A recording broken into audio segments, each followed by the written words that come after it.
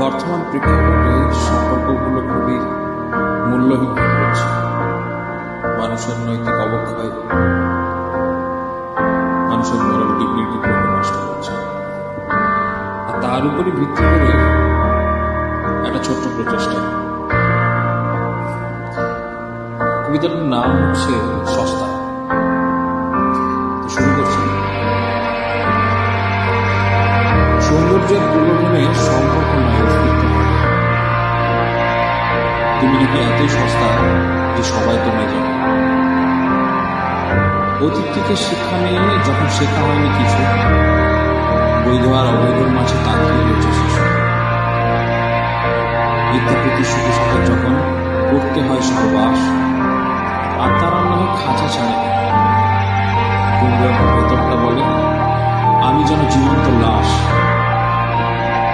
নারী তুমি আজও বিক্রি হও রোজ রাতে। সম্মান আর অবমাননার এই পার্থক্য করে একজনটা পেটে ভরবে, আরেকজনটা দেবে। ভালোবাসা নয়, অন্ধবিশ্বাসী করিয়েছে মালা। মুঠোফোনে আর শরীর রাখে। দূরত্বটা নেহাত ছিল, গভীরতাটা আসে।